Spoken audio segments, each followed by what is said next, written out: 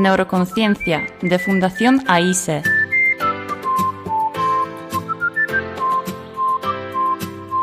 Con Juana Naya.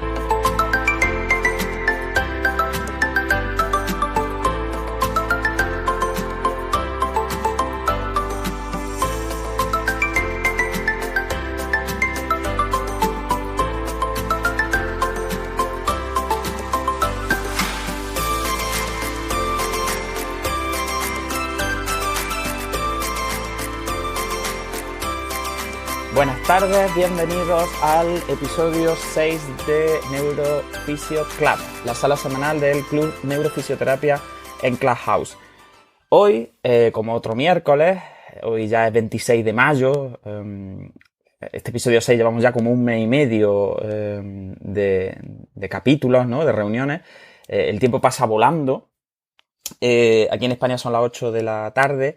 Y pretendemos que esta tarde sea el desarrollo y un poco la conclusión del miniciclo que hemos hecho sobre equilibrio las últimas 3 semanas, las últimas 3 sesiones, siguiendo los artículos de ORAC de 2011 y de DAI, del que todavía no hemos hablado, de 2020, como un poco hilo conductor. En primer lugar, quiero daros las gracias por estar aquí. Es la primera sesión en la cual tenemos ya usuarios de Android. Es verdad que la comunidad del Club Neurofisioterapia ha crecido bastante desde que los usuarios de Android pueden entrar. Hemos prácticamente duplicado el número de participantes en el Club Neurofisioterapia y vuelvo a repetir que el club está abierto a que podáis organizar todas las actividades que queráis. Es cierto que los miércoles a las 8 tenemos el Neurofisio Club, que es como nuestra sala recurrente, por así decirlo, nuestra referencia, pero por supuesto que os invito a todas las participantes, a todos los seguidores, a que planteéis salas para moderar y para participar de cualquier tema que tenga que ver con la neurociencia del movimiento. Como sabéis, este club es un club transdisciplinar, por lo tanto aceptamos a profesionales de cualquier área que estén interesados en esta neurociencia del movimiento, y tenemos muy poquitas reglas. Una de ellas es que están prohibidas la difusión de métodos cerrados de tratamiento, la publicidad de cualquier tipo de formación o de actividad que no sea sin ánimo de lucro, y que evidentemente, como esto es transdisciplinar, pues todo el mundo tiene voz siempre que se sigan, pues bueno, la guía un poco de ética y de educación básica, nada más. Por lo demás, pues también quiero agradeceros a la gente que nos escucha en el podcast, pues porque hoy hemos tenido una noticia buenísima. Estamos muy bien posicionados dentro de los podcasts en España. Prácticamente estamos entre los primeros 30 podcasts más escuchados con el tag Science, y en Ciencias de la Vida, por ejemplo, estamos los primeros. Así que es maravilloso que esto, que empezó como un poco un experimento y que es tan cutre, como siempre digo, y tan hecho así con tan pocos medios y por gente que es muy novata, pues esté teniendo tan buena aceptación. Esta semana ya hemos superado las 1000 reproducciones en plataformas de podcasting. Así que, como hemos visto que gusta y que a la gente le está interesando escucharnos, pues seguiremos colgando las grabaciones de las sesiones de Neurofisio Club, que irán saliendo pues poco a poco en las plataformas de podcasting. Así que solo puedo agradeceros el apoyo, los mensajes tan bonitos que estamos recibiendo por redes sociales, y la verdad que nos hace mucha ilusión que la gente nos diga, pues voy conduciendo y os voy escuchando, o cuando estoy en el trabajo os pongo, o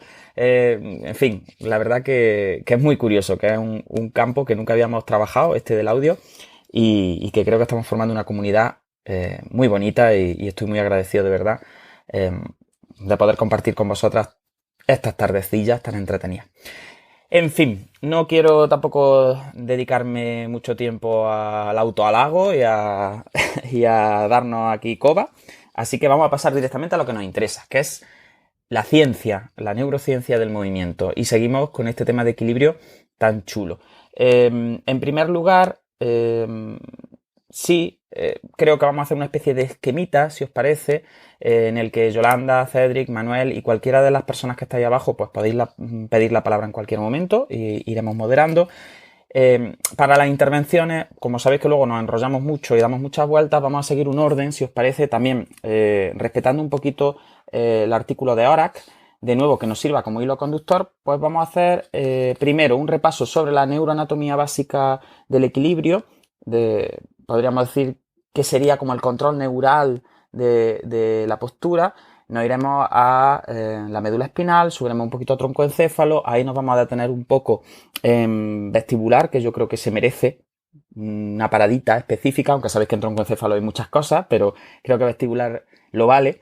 Luego pasaremos a ganglios basales y a cerebelo para regocijo de Yolanda, que se estará frotando las manos, ahí ya seguro.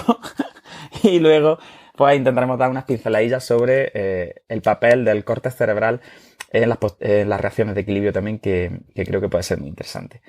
Así que, si me permitís, voy a hacer un pequeño repaso de los 2 capítulos anteriores, pero va a durar menos de un minuto, lo prometo, por situarnos, sobre todo porque hay gente que a lo mejor no ha podido escuchar los podcasts anteriores o que es la primera vez que participa. Veo mucha gente con el simbolito de fiesta, ¿no? Ahí al lado de la foto, que eso señala de que hay gente nueva en Clubhouse, ¿no?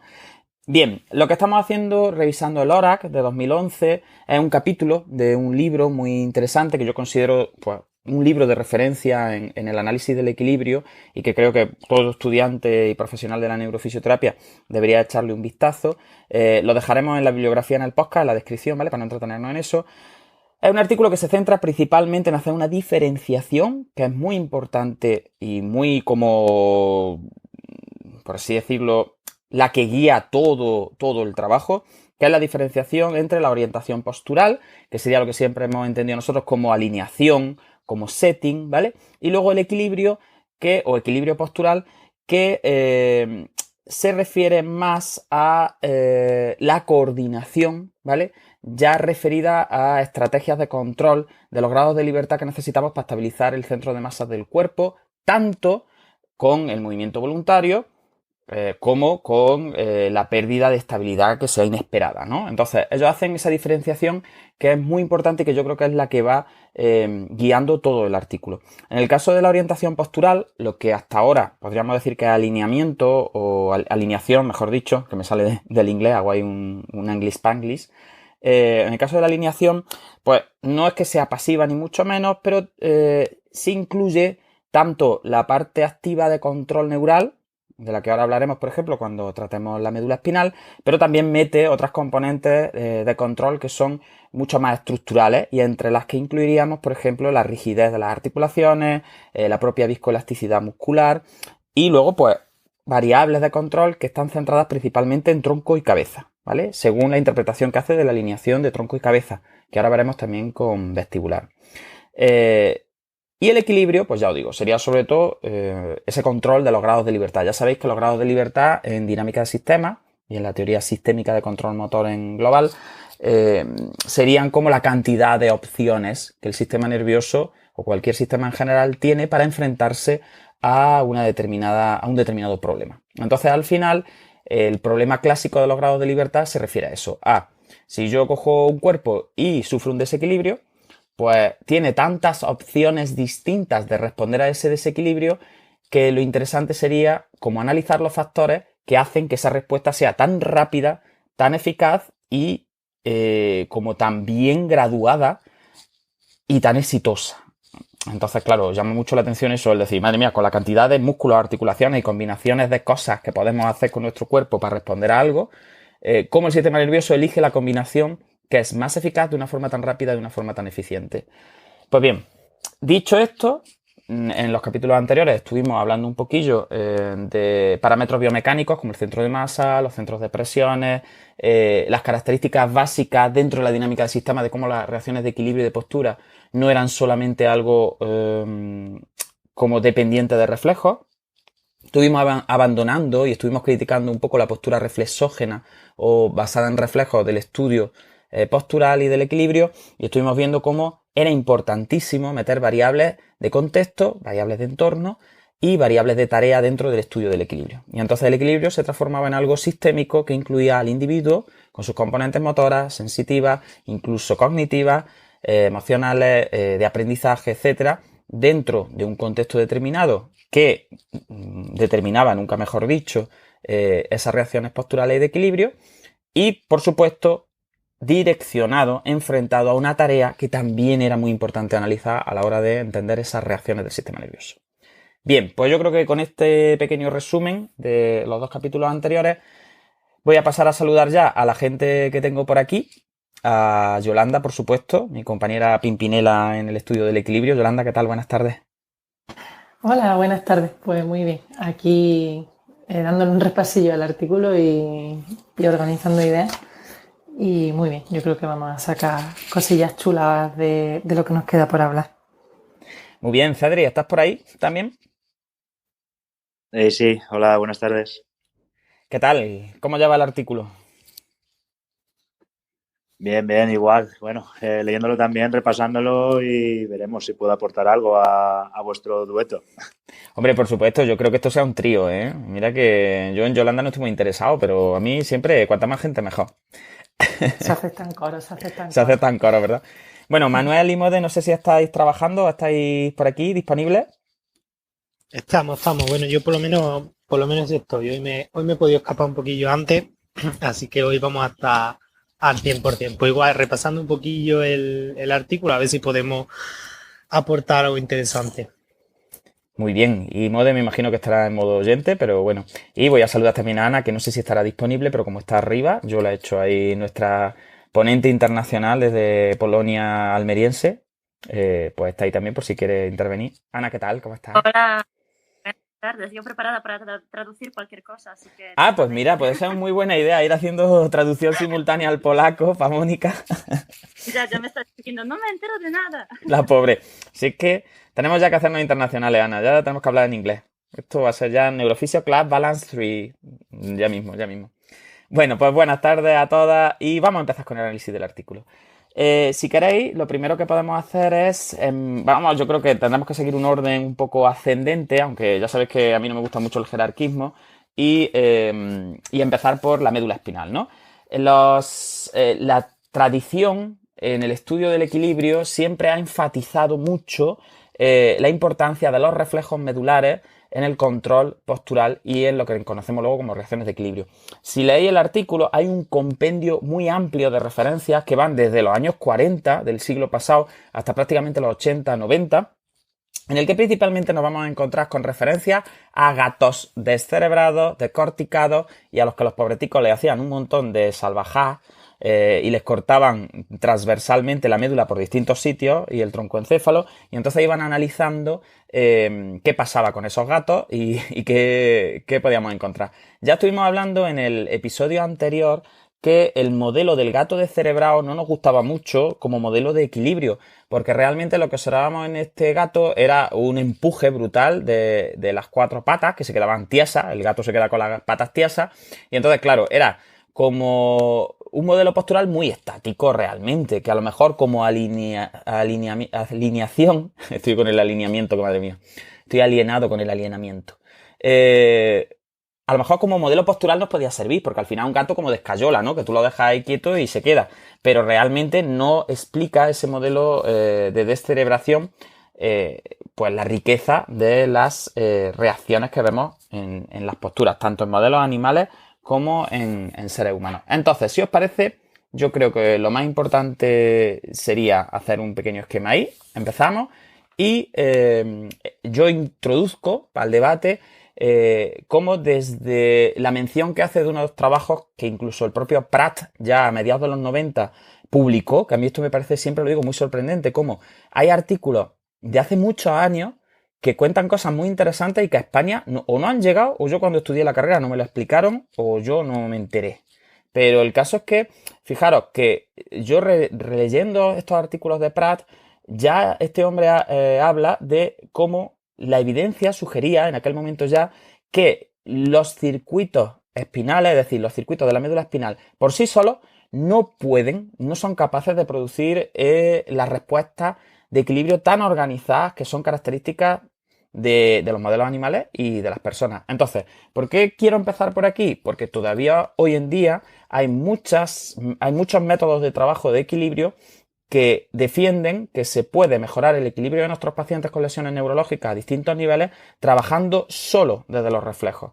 Y entonces esto, que sobre todo en infantil se ve mucho, y no sé si Manuel o alguno de los que nos están escuchando querrán aportar algo, pues yo creo que es muy chulo y a la vez da mucho miedo como ya a mediados de los 90 se estaba diciendo, oye, que sí, que los reflejos espinales son importantes, pero que no todas las reacciones de equilibrio ni de postura, ni siquiera las más simples, se pueden explicar solamente con la circuitería medular. Por tanto, si os parece, abro este primer tema. Yolanda, ¿qué te parece? ¿Qué conclusiones o qué te gustaría aportar de lo que has leído sobre este tema? ¿Sí estás por ahí? Pues a mí, sí, estoy. A mí lo primero que me resulta es muy curioso, como tú dices, porque venimos formados en eso, venimos formados en precisamente lo que ya dice la evidencia antes de que estudiásemos, bastantes años antes de que estudiásemos, que no es así. Entonces me llama mucho la atención cómo podemos estar tan desactualizados en general.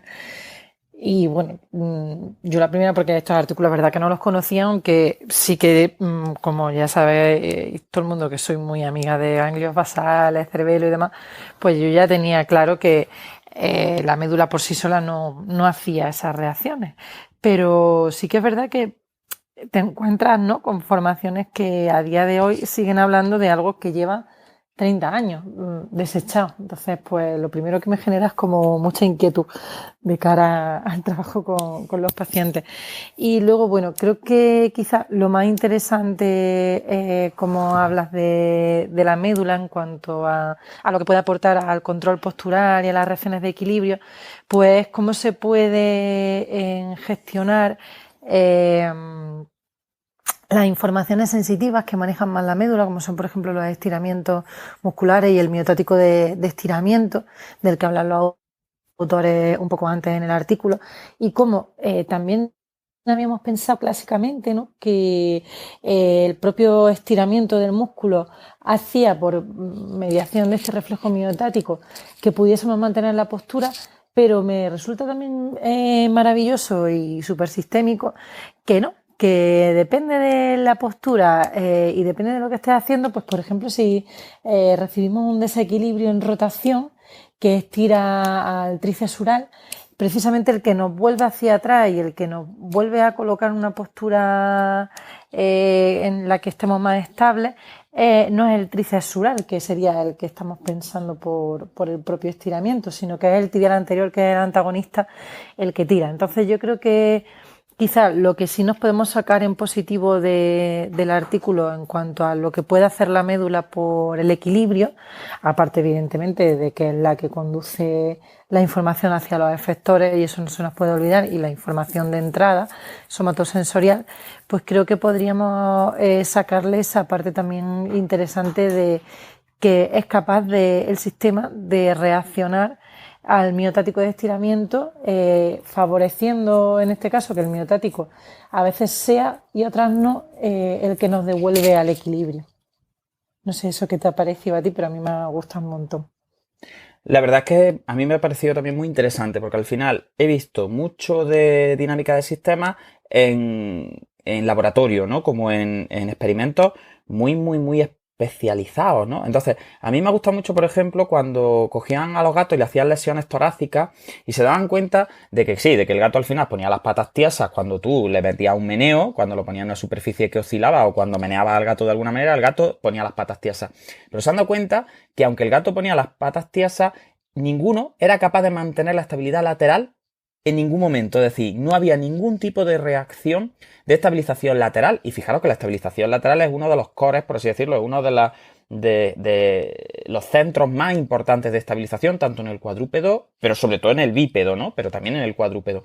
Entonces, fijaros que a mí me ha llamado mucho la atención como el propio Pratt ya, no sé si es un hombre o una mujer, porque es verdad que solo he visto la inicial, me disculpe si es una mujer, pero como Pratt ya a mediados de los 90 decía, fijaros, a lo mejor es que estas reacciones de los gatos poniendo las patas tiesas están más mediadas por la rigidez de los músculos de los ligamentos, es decir, es como que el sistema nervioso utiliza una reacción mucho más básica que disminuye mucho los grados de libertad basándose en poner rígida la estructura desde sus características estructurales, es decir, porque hay hueso y hay músculo, y poner rígidas las estructuras que están más alineadas a la gravedad, porque eso es como energéticamente menos costoso si hacemos la ratio entre la dificultad del manejo de los grados de libertad y el resultado. Entonces, al final es como son reacciones anticipatorias que se están poniendo en juego de forma tónica, pero ahí la rigidez de las estructuras y la alineación con la gravedad juegan un papel muy importante. Y entonces mete ya la gravedad, el peso y la posición del bicho en el espacio para explicar las reacciones posturales y por qué son esos músculos en concreto los que se ponen más rígidos. Y a mí eso me ha parecido súper chulo, ¿no?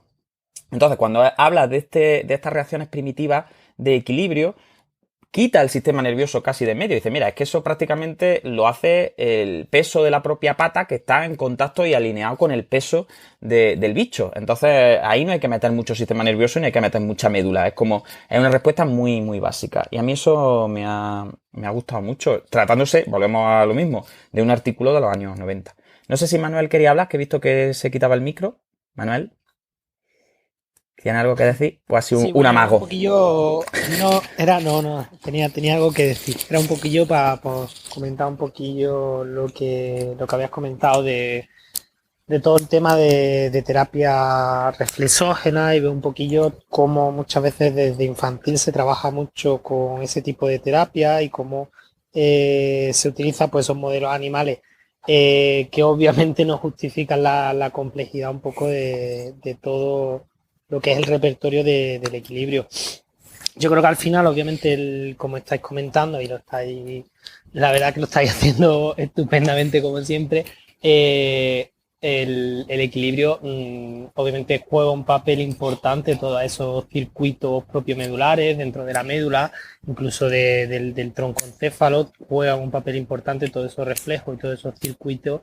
Pero como muy bien ha apuntado Yolanda, todas esas reacciones de equilibrio pues hay que ponerlas en un contexto y hay que adaptarlas a un contexto y cómo el sistema nervioso es capaz de utilizar diferentes respuestas ante contextos diferentes. Entonces yo creo que ahí la médula por sí sola, que muchas veces en infantil sobre todo se está justificando como la generadora del equilibrio o que por sí sola puede generar esas reacciones de equilibrio. Obviamente solo tenemos que ver los grandes déficits de equilibrio que hay cuando hay un problema en la aferencia, pues ya vemos los grandes problemas de equilibrio que hay pues, con un problema propioceptivo, con un problema vestibular. Lo vemos en clínica claramente, así como cuando no hay esa posibilidad de adaptarla, que lo dan, por así decirlo, esos centros más corticales, esos centros superiores, ese cerebelo, los ganglios basales, que permiten adaptar esas reacciones de equilibrio. Entonces, obviamente, la médula juega un papel muy importante, pero no todo en médula, y mucho menos basándonos en estudios tan básicos y tan simplistas y estructuralistas, por así decirlo, de intentar poner una función dentro de una estructura. Sobre todo, bueno, pues yo aprovecho, ya que ha dicho Manuel lo de los modelos animales, para hablar de los patrones generadores, que él lo ha nombrado y que vuelvo a repetir que no están demostrados en seres humanos y que cualquier tipo de terapia neurológica que hable de patrones generadores como la base o el centro de un tratamiento neurológico con un paciente está obviando mucho y está sobreestimando mucho las publicaciones, porque en modelos animales sí se ha evidenciado la existencia de patrones generadores y se puede decir que como atractor de mejora sí hay bastantes estudios en modelos animales, pero en seres humanos es verdad que los patrones generadores están dando bastantes menos resultados de los que nos gustaría, por desgracia. Entonces sí quería hacer un poco esa mención porque también en la terapia en infantil y en el adulto también, sobre todo con los robots y todo este tipo de cosas, se habla mucho de patrones generadores cuando los patrones generadores en el ser humano, sobre todo a nivel medular, no hay nada concluyente y no se puede utilizar. Yo creo que en este artículo hay también mucho de lo que decía Manuel, es decir, siempre se ha puesto a la médula como generadora de las reacciones básicas, ¿no? De las reacciones arquetípicas, era como la que se ocupaba de los reflejos que tenían que ver con la postura y que estaban ahí como más en función casi, pues eso, primigenia, ¿no? Sin embargo, a mí me ha encantado, por ejemplo, no sé si habéis leído, Cedric, Yolanda, Manuel, Mode, lo que hay sobre los experimentos que se hacían con el vestibular, que se les ponía una corriente continua, una galvánica a unas intensidades muy bajas, con unas densidades muy bajas en las mastoides.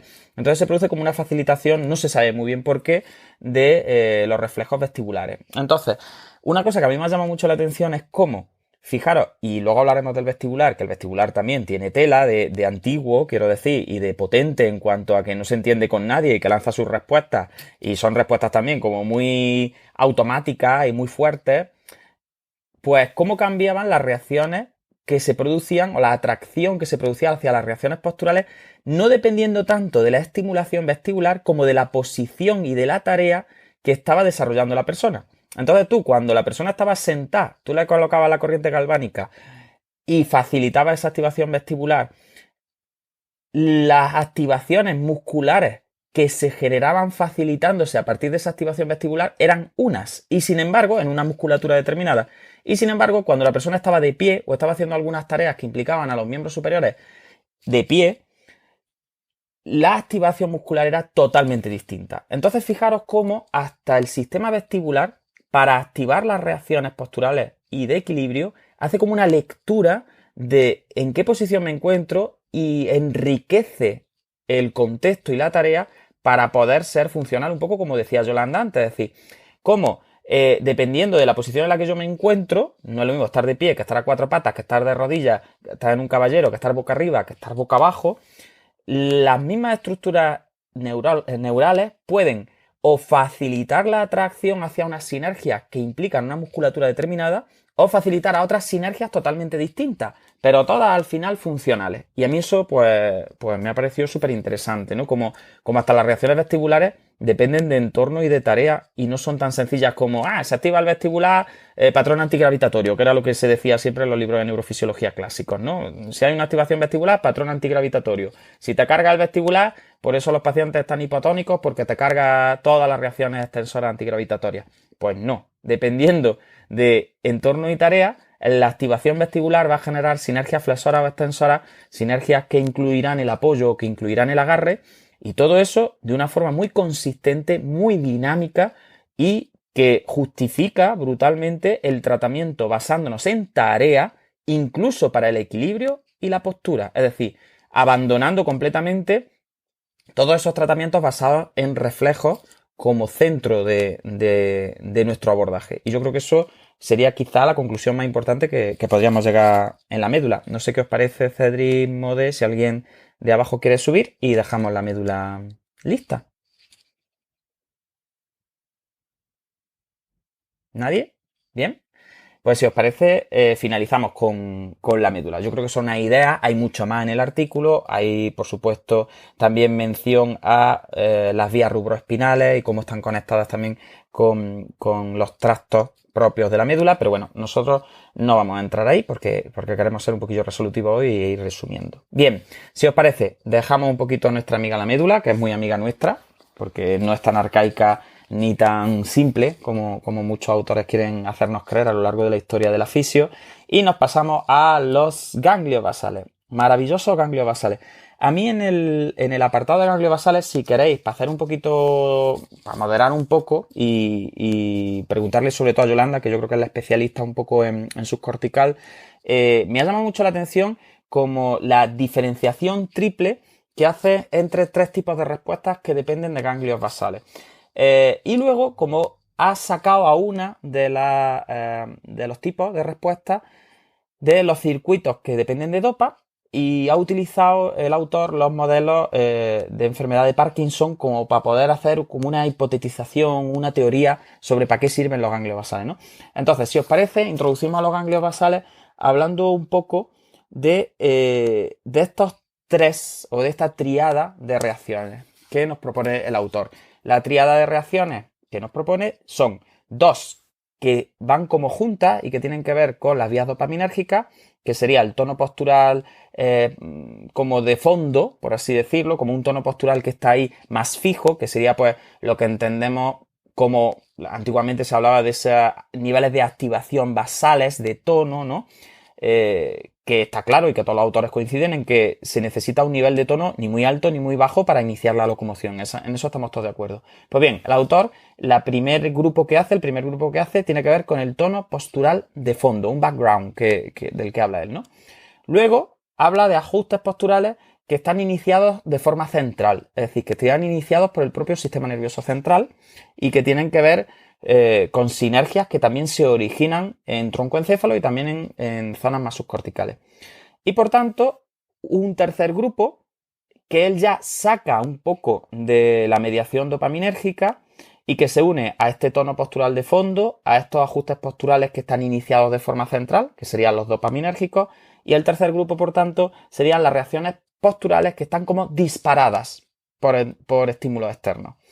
A mí me llama mucho la atención, y yo esto no lo había visto, no sé si ahora Yolanda podrá aportar algo, pero yo no lo había visto así como de esquematizado y de clarito, cómo cuando se afectan los ganglios basales,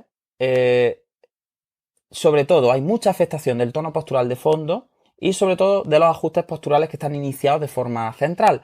Pero luego las reacciones posturales que están disparadas por estímulos externos parece ser que se alteran mucho menos. Esto es cuando se lo contamos en el máster a los alumnos.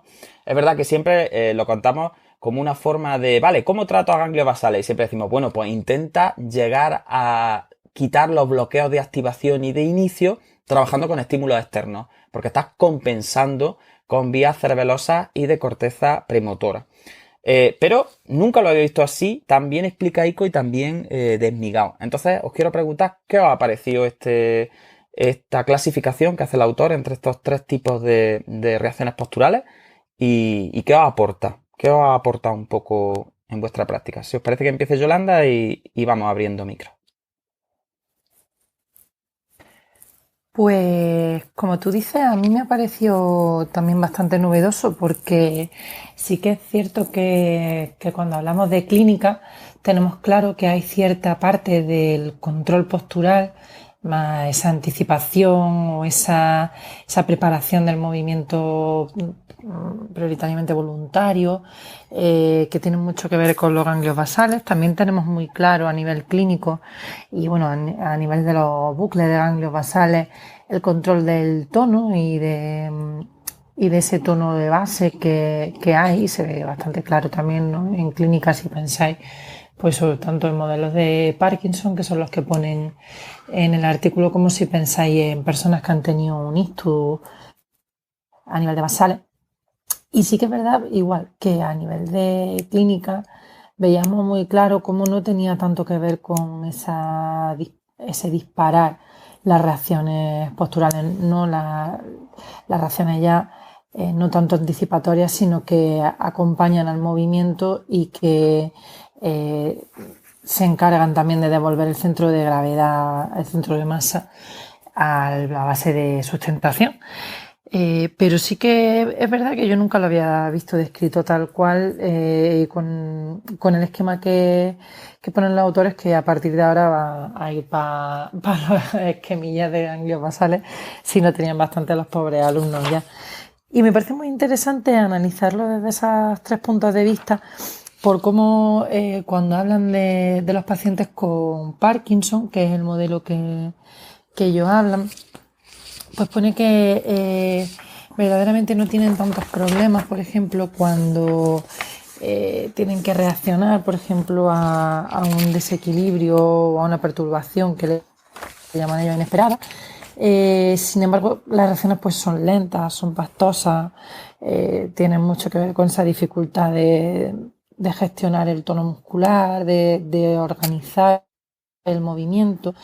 Sin embargo, pues hablan también de cómo no es tan importante o no parece que sea tan esencial los ganglios basales cuando tienen que hacer los ajustes preparatorios para el movimiento. Parece que sí, eso a mí me llama mucho Yolanda. No son tan interesantes.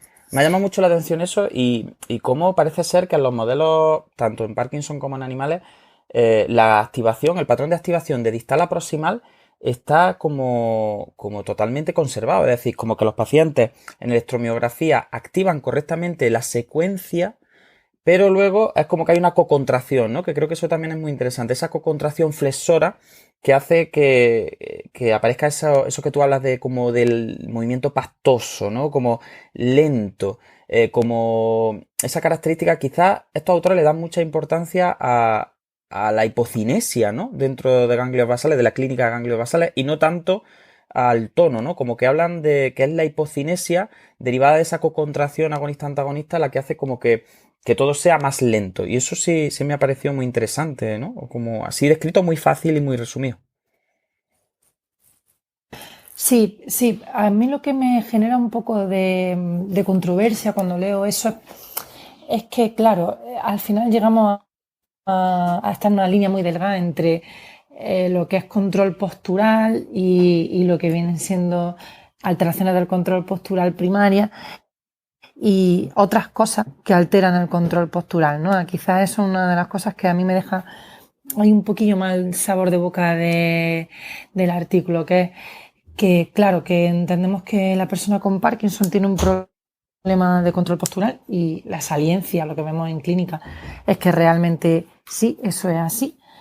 Pero luego, si te vas a analizarlo, pues el problema que hay de fondo es un problema de coactivación y un problema de control del tono muscular que hace que el movimiento sea lento, que las reacciones sean lentas, pero las reacciones están.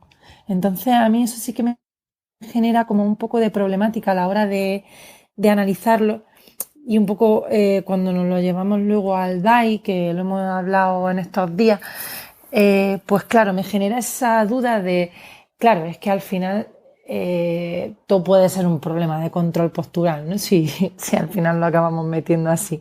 Entonces, no sé a ti qué te parece, porque a mí lo que me da esa impresión de que sí, que efectivamente el control postural está artefactado por el tono muscular, pero que el problema primario yo quizás nunca lo diagnosticaría a nivel clínico como un problema primario de las reacciones posturales, porque como dicen los autores, las reacciones posturales están, lo que pasa es que están emborronadas por otros signos clínicos. Yo ahí coincido contigo totalmente. Yo creo que al final es el peligro que caemos, que si al final el trastorno del tono genera un problema de capacidad de reacción, pues claro, las reacciones de equilibrio están alteradas. Pero yo creo que en el fondo habría que ver un poco, pero creo que el interés o lo que pretendían los autores en este artículo era un poco ir por donde lo que tú has dicho, ¿no? Porque fíjate que hablan de unos experimentos que a mí me han parecido preciosos y que citan a Marsden en el 84, que es que estamos hablando de antes de que yo naciera, que se dice pronto, en el que se daban cuenta que la gente con Parkinson no tenía ningún problema en generar patrones de activación totalmente eficaces si las variaciones tenían que ver con el plano en el que se sustentaban. Es decir, son mucho menos sensibles a la variación, por ejemplo, en el ancho de la base de sustentación. Por contra, los cerebelosos, ¿no? Que sabemos que los cerebelosos, donde tienen muchos problemas, luego hablaremos de ellos, es precisamente en el ajuste al plano.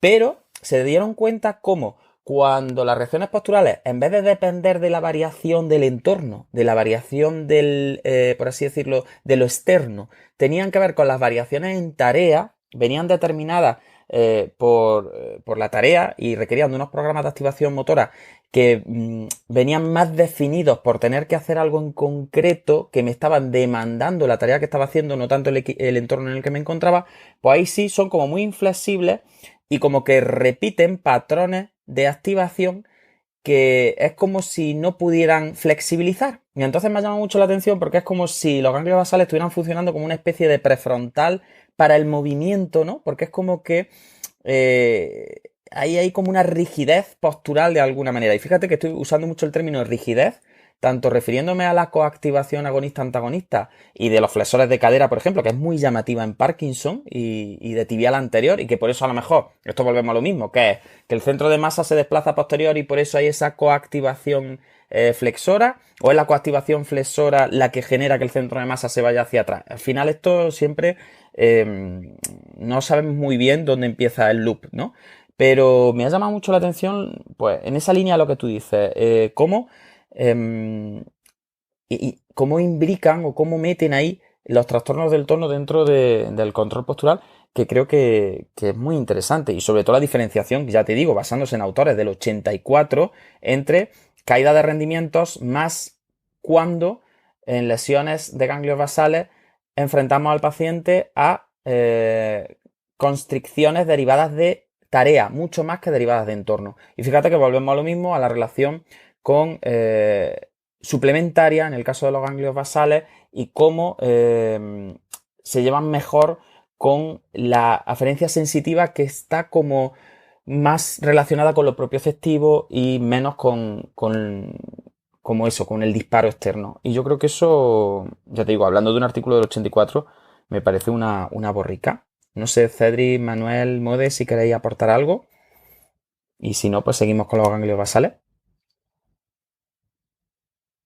¿No? Bueno, pues Nada, seguimos nos aquí vamos a Yolanda marcar y un yo y nos pimpinela hacemos hoy un otra vez, tú y pimpinela yo. otra vez. Están muy callados estas criaturas, pero bueno.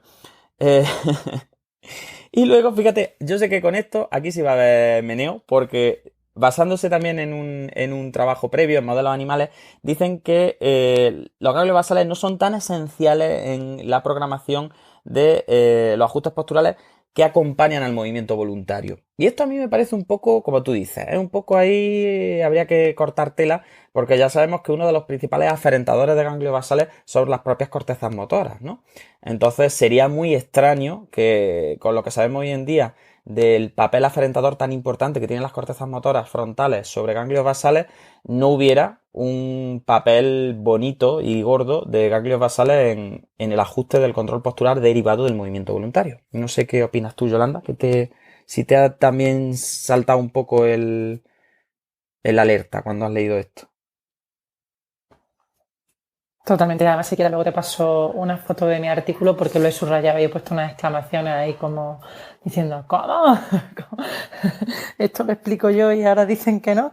Y de hecho me gustaría revisar el artículo porque la verdad es que no lo he leído, pero sí que me resulta muy extraño porque va muy en contra de lo que solemos estudiar, de los bucles de ganglios basales, de cómo son los ganglios basales precisamente los que hacen el preajuste del tono del área que vamos a mover.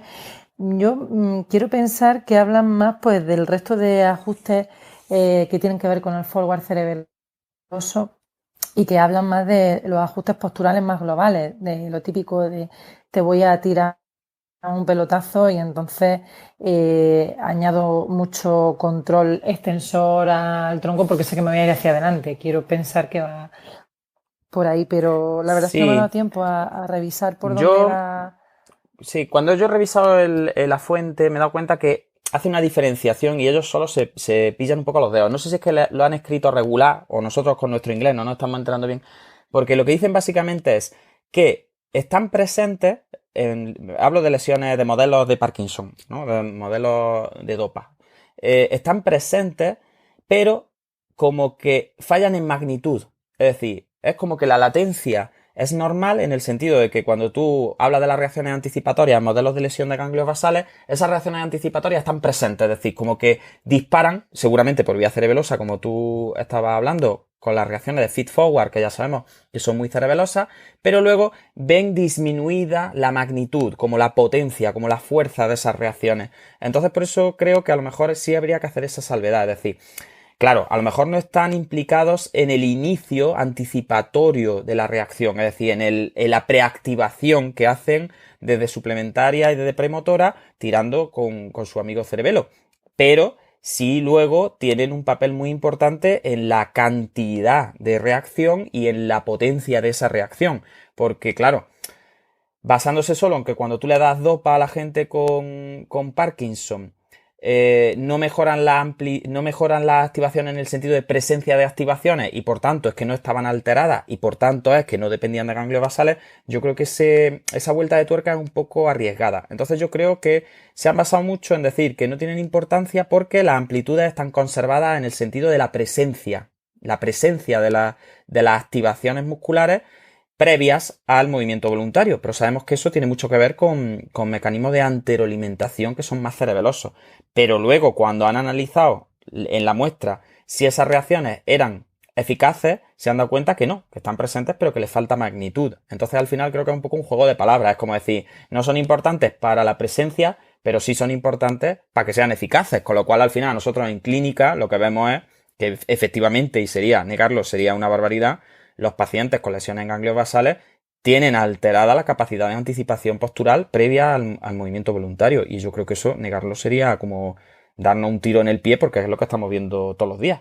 O descubrimos alguna vía alternativa, descubrimos alguna hipótesis alternativa, o aplicando un poco la navaja de Ockham no podemos teorizar otra cosa distinta, además sabiendo por tractografía, pues, en fin, no vamos a hablar de las vías que conectan las cortezas frontales con los ganglios basales, pero sabemos que es su principal afrentador, entonces algo ahí tienen que ver. A mí aquí, Yolanda, me hubiese gustado ver la diferencia entre la presencia de estas activaciones previas en pacientes que están aprendiendo el movimiento y en pacientes que ya tenían el movimiento aprendido. Es decir, en pacientes que tú los enfrentas a tareas nuevas y en pacientes en los que el desequilibrio viene frente a reacciones ya conocidas. Porque posiblemente las amplitudes y la presencia que no varía en pacientes con enfermedades en ganglios basales, en el caso del aprendizaje, en las primeras fases de aprendizaje de una tarea, posiblemente otro gallo hubiese cantado y también se hubiesen alterado. Pero bueno, yo simplemente lanzo la hipótesis y si a alguien le apetece que plantee el estudio. Totalmente, yo creo que lo que tú dices además es muy importante porque si estamos defendiendo y estamos viendo cómo de importante es la tarea de cara a cómo son las reacciones posturales, pues cuanto menos si la tarea esperada o inesperada el desequilibrio, por un lado, y si ese tipo de tarea ya la hemos realizado antes o no, porque claro, sabemos que el funcionamiento de los ganglios basales es bastante más intenso por esa relación que tienen con cortezas y precisamente las cortezas hablan también en ese sentido, en la anticipación postural antes de hacer el movimiento, y como podemos ver y vemos, ¿no?, en clínica pacientes que tienen lesiones prefrontales que tienen graves problemas del control postural y parecen cerebelosos, parece que tienen otro tipo de problemas y verdaderamente lo que tienen es un problema justo en estos circuitos. Entonces yo creo que sí que sería muy importante entender en qué parte del proceso está, si es un aprendizaje que vamos a tener que tirar mucho más de ese tipo de informaciones. ¿Qué tipo de información le estás dando? Porque claro, tampoco hemos hablado de cómo los ganglios basales se alimentan principalmente de informaciones interafectivas y cómo el cerebelo tiene mucha más capacidad de confrontar esa interafección con lo que pasa alrededor nuestra, aparte del vestibular, pues con esas informaciones visuales que también tienen tanto que ver con las reacciones posturales, aunque bueno, en este artículo también hay tela que cortar ahí. Entonces yo creo que sí que sería importante reanalizar el estudio sobre el que se han basado, y yo lo tengo aquí apuntado para lo mismo, porque creo que eso daría pie a que no se malinterpretara esa información. Muy bien, pues si os parece podemos ir concluyendo ganglios basales. Yo sé que ganglios basales podríamos estar hablando aquí horas y horas, pero por hacer un poquito, no sé si os va a parecer bien este resumen, pero yo diría que, según los autores, parece que los ganglios basales son más importantes en la regulación de la actividad tónica del músculo, es decir, en el background, en ese tono de base. Son importantes también en adaptar los patrones motores al contexto, pero al contexto, al entorno, es decir, no tanto a la tarea, sino como que son muy potentes a la hora de la adaptación a ese contexto, y sobre todo en la generación de una fuerza que sea adecuada, que esté adaptada para mantener la alineación y las respuestas de equilibrio. Entonces tiene que ver sobre todo con esos grandes grupos, ¿no?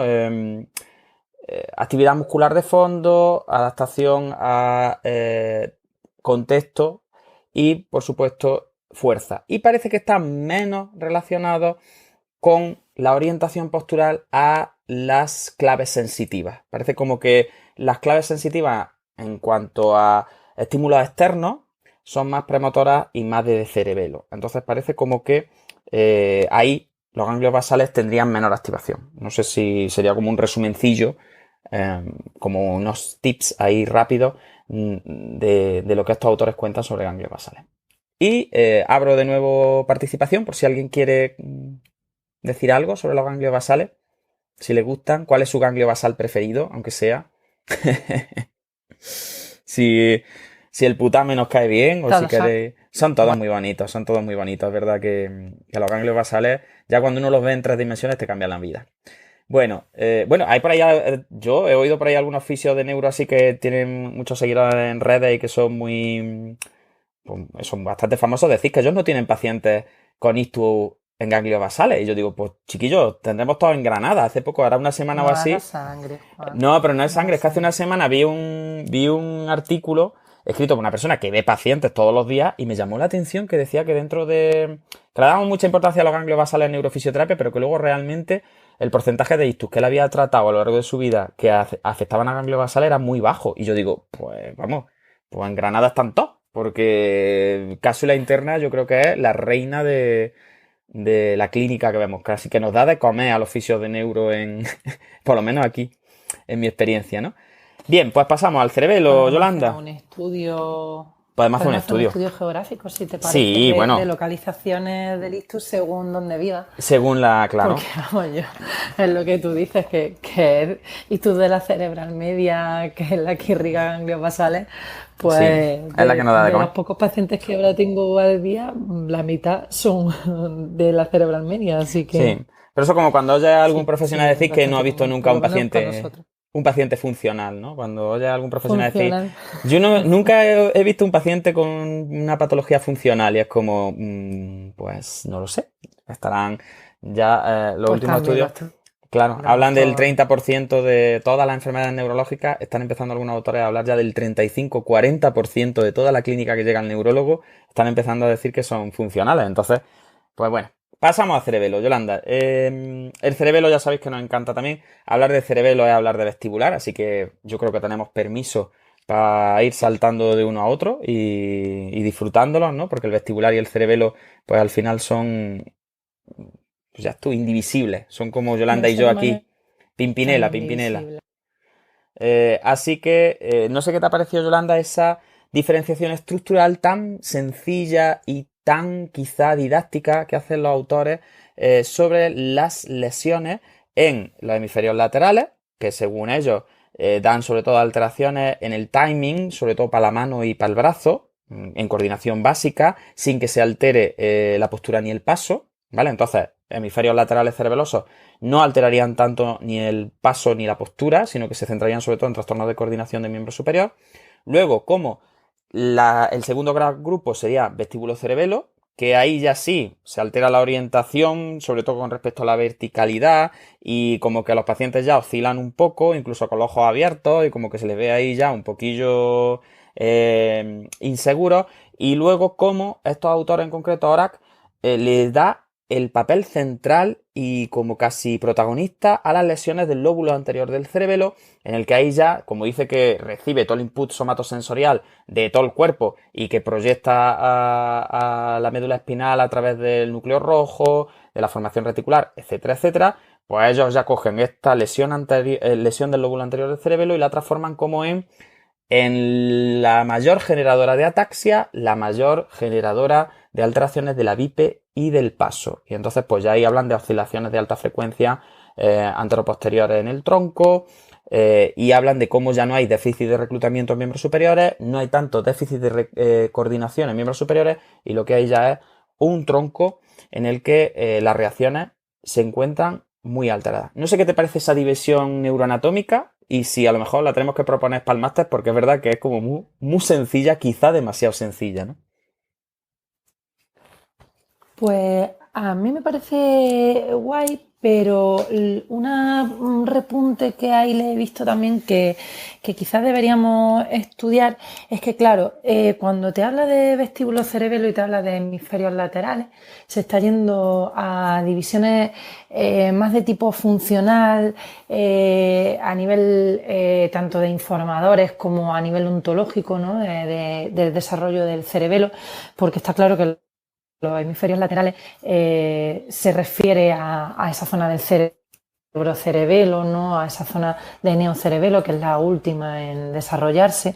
Y evidentemente, claro, esta está mucho más relacionada con los inputs más supratentoriales, con lo cual evidentemente tiene menos mano, valga la redundancia, en poder controlar tanto la postura y la orientación postural, porque claro, estas áreas son áreas más integrativas y son áreas que tienen mucho que ver con con la información que viene desde arriba, con lo cual evidentemente esa información se hace mucho más vital en el manejo de los miembros superiores, que son los que al final necesitamos pues mucha más integración visual, mucha más integración de las informaciones parietales, de las informaciones de los ganglios basales, mucha más anticipación.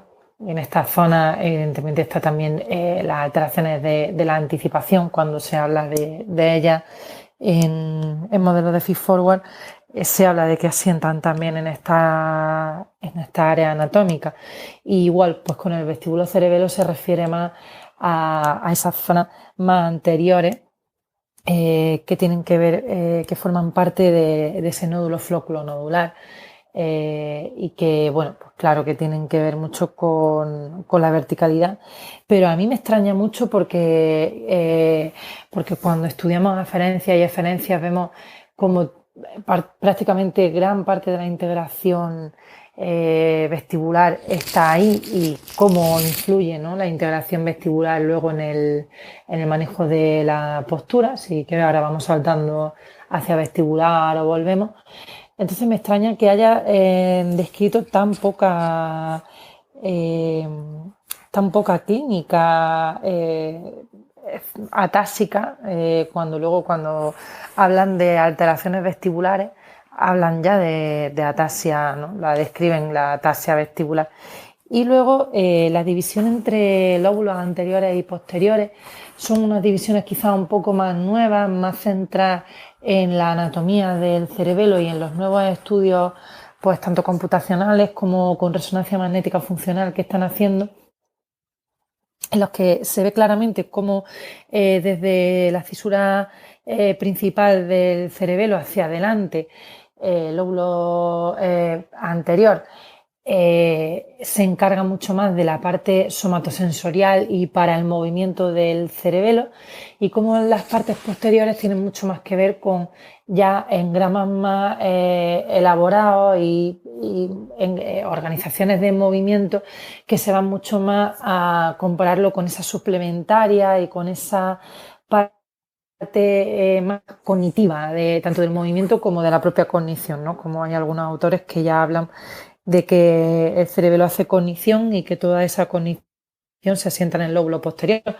Entonces, sí que me cuadra mucho con que toda la lesión en el lóbulo anterior cerebeloso tenga que ver con las alteraciones del control de la postura, porque es el área del cerebelo que se encarga más del propio movimiento. Pero ya te digo, por ejemplo, no me cuadra mucho que el vestíbulo cerebelo no esté implicado en esto.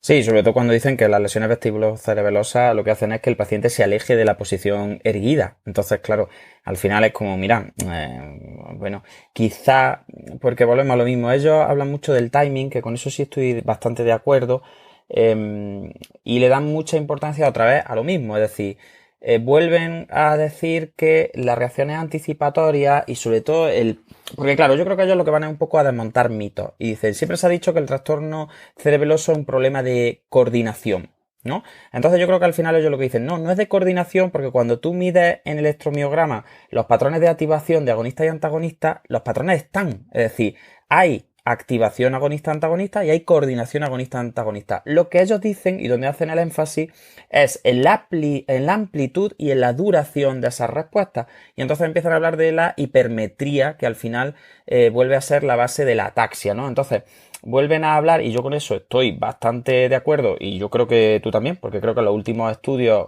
que he revisado sobre cerebelo y sobre ataxia van muy en esta línea, en entender más la ataxia como un problema de métrica, es decir, es la dismetría como el signo central cerebeloso, y todo lo demás lo podemos explicar como una dismetría, de alguna forma, ¿no? Como una dismetría del habla, como una dismetría de los ojos, por así decirlo, de la mirada, como una dismetría en la amplitud y en la potencia y en la duración incluso de la contracción entre agonista y antagonista, como un problema de amplitud, de métrica en la cantidad de reactividad o incluso de respuesta postural frente al desequilibrio.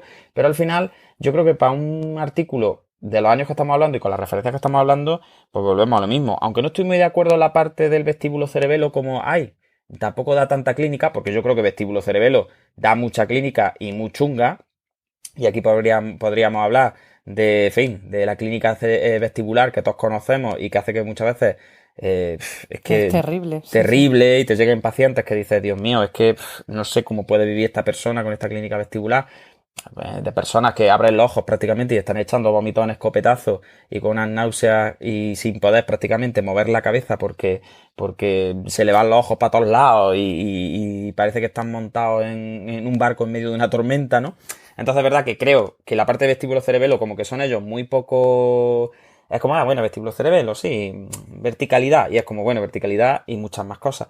Pero creo que vuelven a hacer énfasis de nuevo en la activación. Y lo que van es como a desmontar el rollo del trastorno de coordinación como base de la ataxia y a meter en el centro del cuadro la dismetría. Y yo creo que en eso podemos estar casi todos de acuerdo. No sé qué pensáis.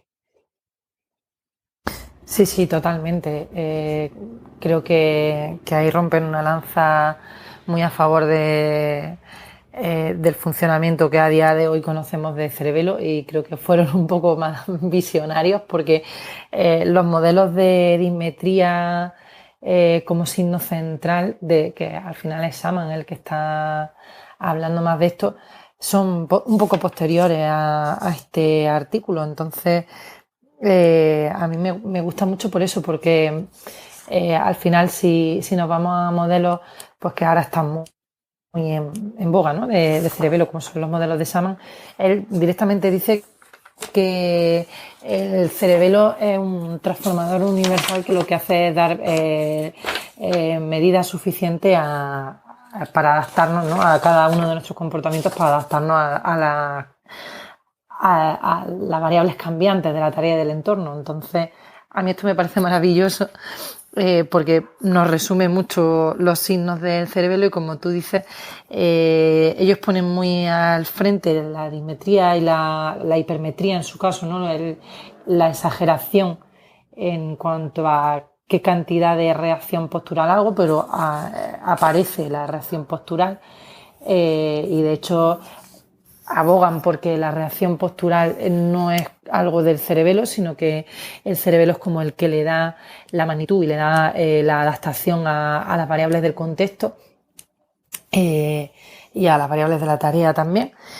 Y que, bueno, pues esa métrica nos la podemos llevar a cualquier cosa. Cuando yo explico cerebelo, digo que al final métrica es poner las cosas en su justa medida, nunca mejor dicho, tanto en tiempo como en cantidad y como en orden también. Y creo que eso también es interesante, porque quizá también podríamos quitarnos de en medio esa teorías, ¿no? De la coordinación, que al final es tan difícil de explicar, como estuvimos hablando en el primer episodio con Paula, si nos lo llevamos a es que no he medido en qué momento tenía que entrar cada reacción o cada movimiento, no he medido cuánto tenía que durar y qué cantidad de movimiento y qué cantidad de oscilación tenía que meter. Entonces, al final, con un solo parámetro podemos explicar prácticamente toda la dinámica de funcionamiento del cerebelo.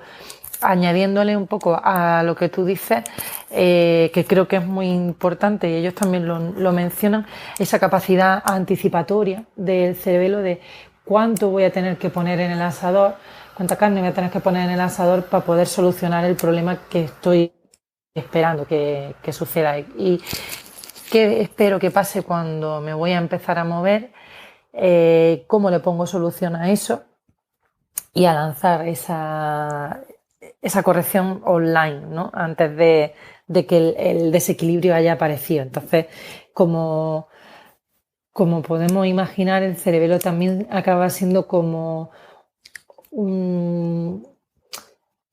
es que no sé, no te lo sé explicar, pero es como que es el que previene el desequilibrio en gran parte de los casos, y no tanto el que lo corrige, aunque luego vemos que es el que se encarga de modular la corrección. Pero creo que si hiciéramos un resumen general, podríamos hablar mucho de modelos predictivos para evitar del cerebelo, para poder evitar el desequilibrio, y modulador o medidor, ¿no? Que si queremos seguir con esa misma teoría de la métrica, de la cantidad de reacción que vamos a hacer si la predicción que hemos hecho no ha sido la correcta, que va muy en línea de modelos cerebelosos. Yo creo que si os parece, como que podríamos, y hoy estamos muy ejecutivos y resumiendo ahí mucho, pero porque yo creo que es importante, sobre todo para la gente que nos escucha, como tener ideas claras. Yo creo que si tuviéramos que resumir la función cerebelosa sería métrica, como dice Yolanda, ¿no? Con esa hipermetría.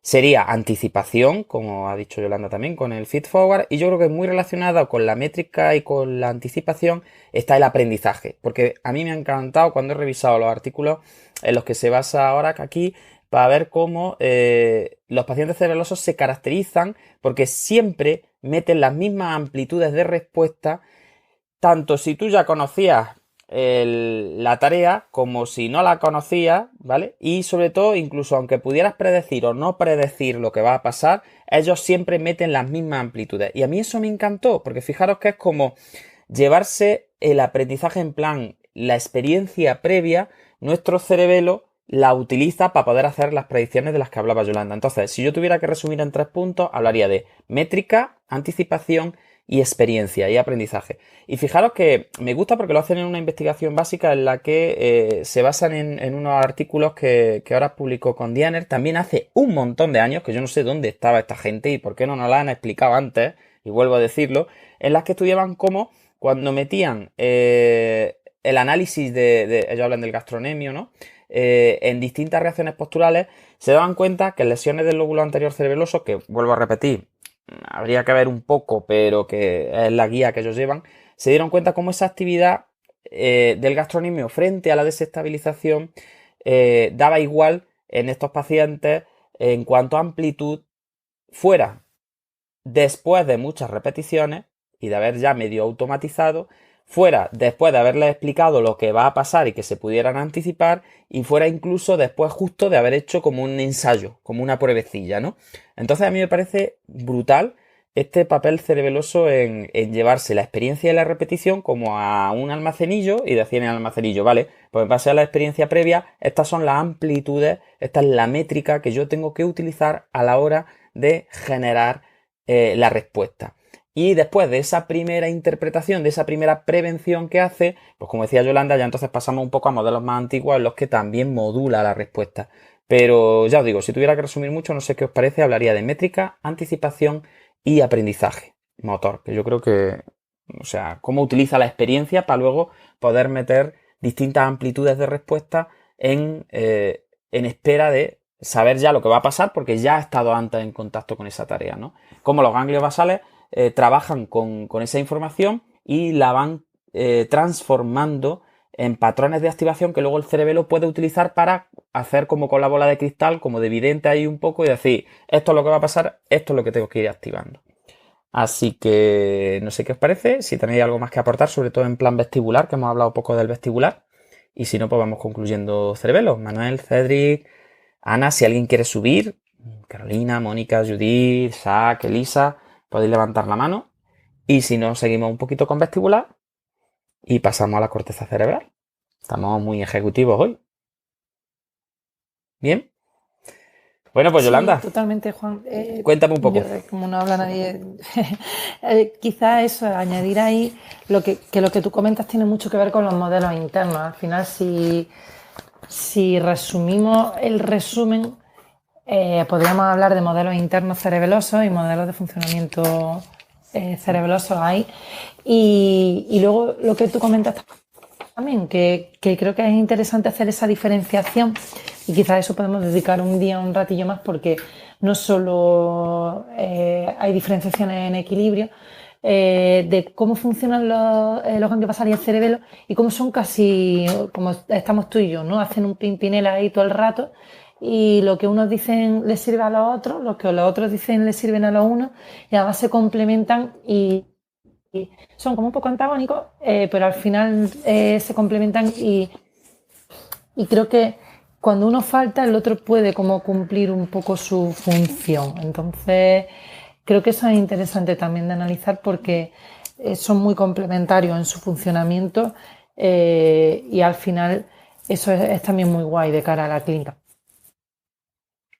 Sí, yo creo que al final podríamos hablar de ese trío entre vestibular, cerebelo, ganglios basales, ¿no? Y cómo también es verdad que el cerebelo al final, y si te parece podemos entrar un poquito ahí, 2 minutillos en vestibular, al final, eh, cuando necesitamos a la cabeza y a la visión como estabilizadores de la tarea, igual que hablábamos en el capítulo anterior, ¿no? Cuando hablábamos de esas 2 tareas en las que yo iba caminando, leyendo un libro, caminando con el vaso de agua, como al final el vestibular y el cerebelo son también muy importantes, sobre todo, no solo como reactivos frente al desequilibrio que viene por una base de apoyo o que viene porque de repente, pues eso, estoy más cuesta arriba o más cuesta abajo o esto se ha tumbado, es decir, no solo frente a estímulos externos, sino sobre todo a estímulos externos que varían la posición relativa de la cabeza, y cuando necesitamos que la cabeza sea una fuente de estabilización en el sentido de que ya, pues, por ejemplo, en los saltos, que también es muy interesante en este artículo y no hemos hablado mucho de ellos,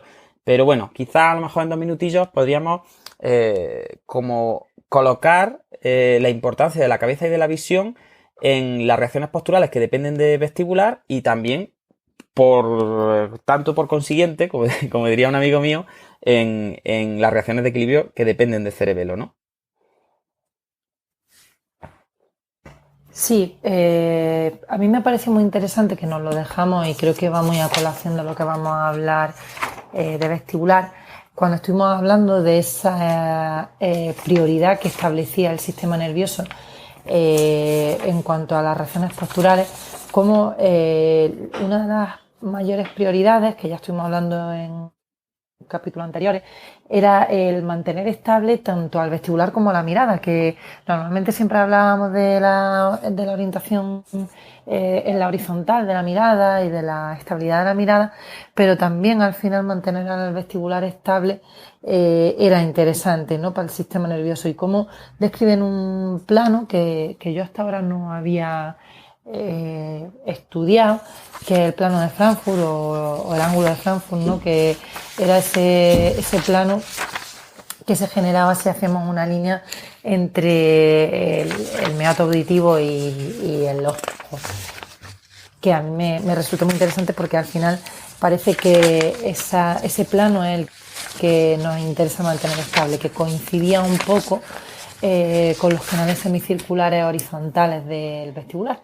Entonces, pues creo que esa intención que tiene el sistema de mantener estable tanto a uno y a otro hace que sea tan clave el vestibular dentro del control postural y hace muy clave también a la propiciación del cuello, aunque con salvedades, que creo que ahí es donde quizás sea interesante entrar. No sé qué te parece a ti.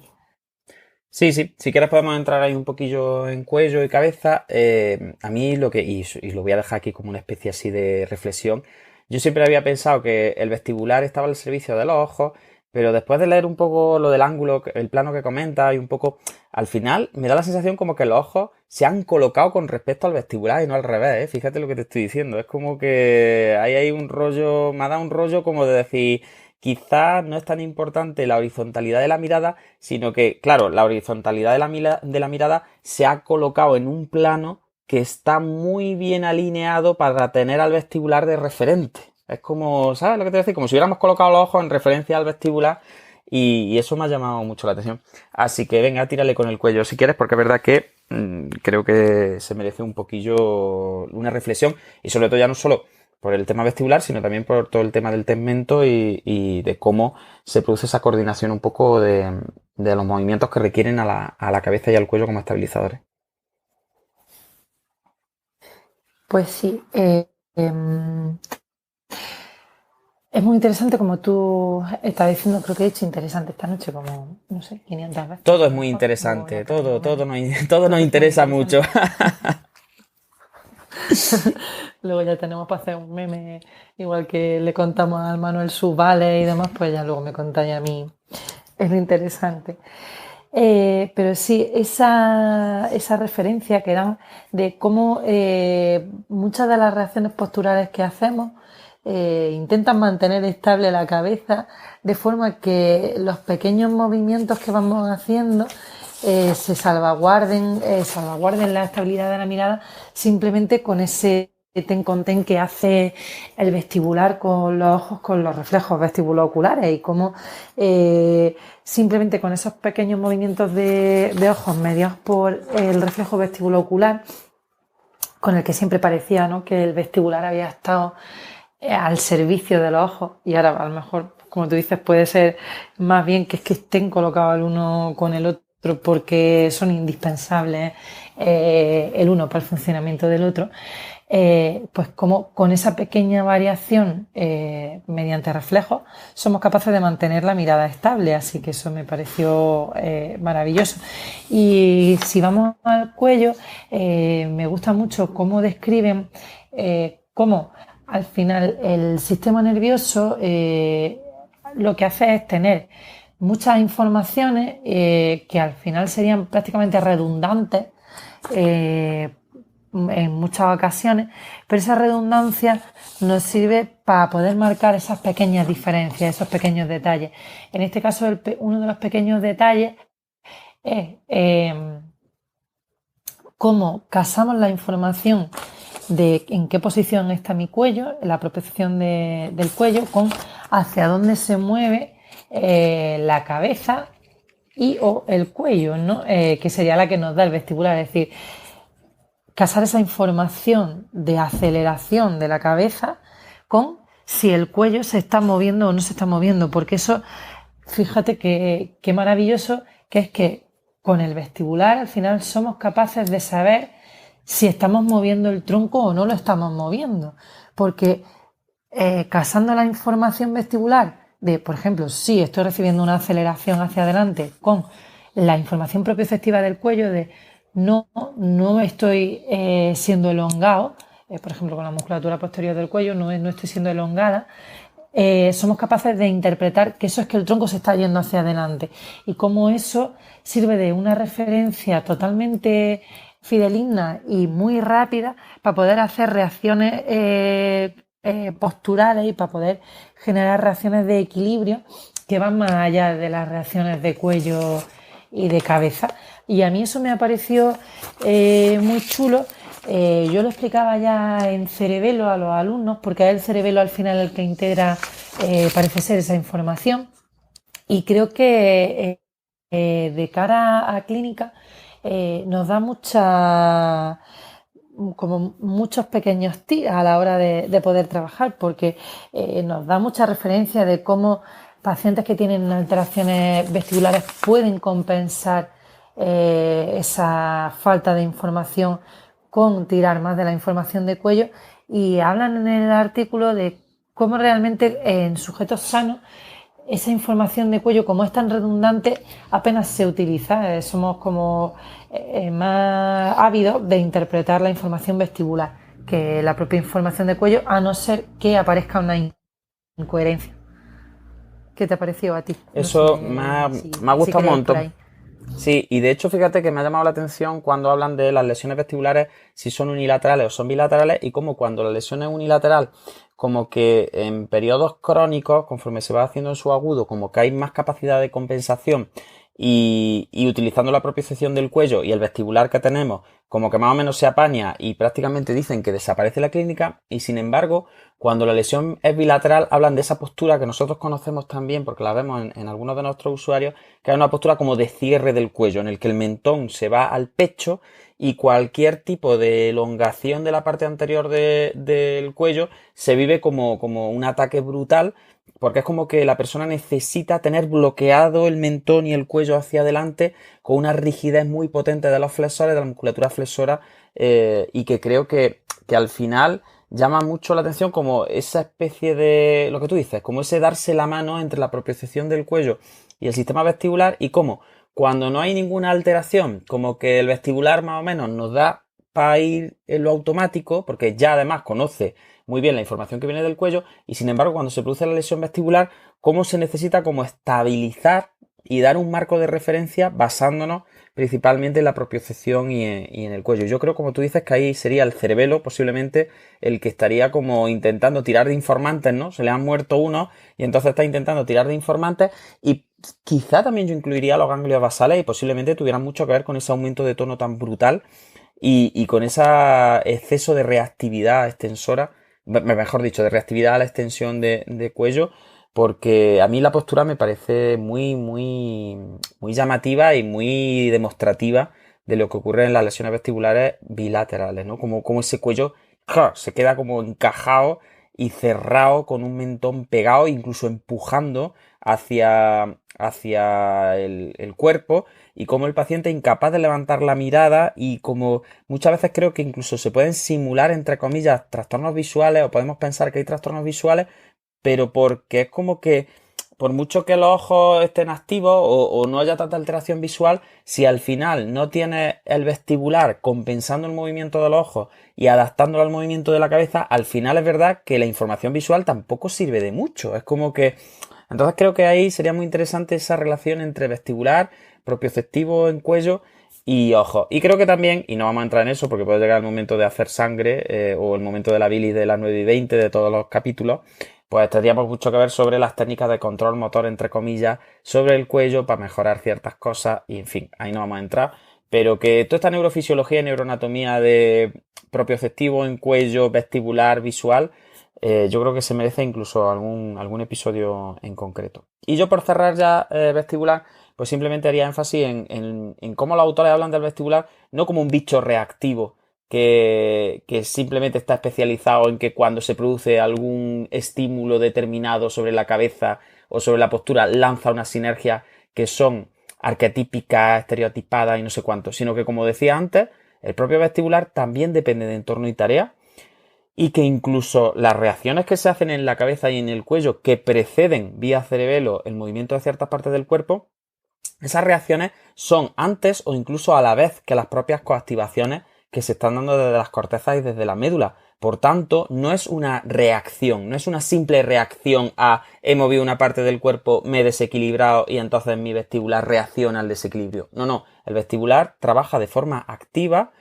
en esa predicción y en esa corrección dependiente de entorno y de tarea. Y volvemos a lo mismo.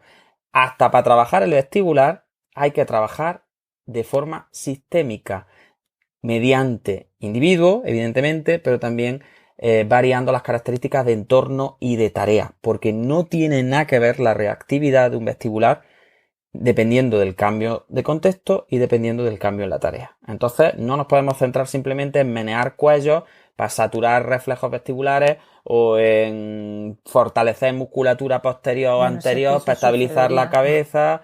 Es decir, todo ese tipo de cosas de, no, yo trabajando la fuerza muscular en los estabilizadores de la cabeza mejoro las reacciones posturales, en fin. Causas simples, mentiras complejas, y yo creo que hay que ser exhaustivo en el análisis. Y yo creo que, bueno, vamos a dejar vestibular ahí porque si no se nos irá un poco la cabeza, y nunca mejor dicho. Fijaros, estamos hoy que lo damos todo nos parece muy interesante y encima hacemos chistes neurocientíficos. Así que, chicos, si no tenéis nada que aportar... Los neurochistes, podemos hacer un programa de neurochistes. Yo solo quiero llamar la atención de que en este capítulo no ha hablado todavía ningún gallego, y hasta que no hable un gallego podemos estar aquí toda la noche. Así que ir escribiéndole a algún gallego que tiene que hablar en este episodio, porque si no, no podemos finalizar. Así que, Cedric, tira ahí de agenda, y Manuel, y por favor pedid que algún gallego entre a decir algo, porque si no, esto nos va a traer mala suerte. Nos tocará poner acento al final, creo. Puede ser, que nos toque poner ahí en falo plan... galego. ¡Ay, mira la de fala galego! Bueno, pues entonces, si no hay un gallego de verdad, podemos hacer un sucedáneo de Modesta, pero, a ver, lo suyo sería que traer un gallego, que estamos aquí los andaluces dándolo todo hoy, y no puede ser. Bien, pues iniciamos con corteza cerebral, y yo creo que va a ser muy rápido. Es decir, la corteza cerebral, al final, yo creo que los autores lo que rompen una lanza en decir que las formas más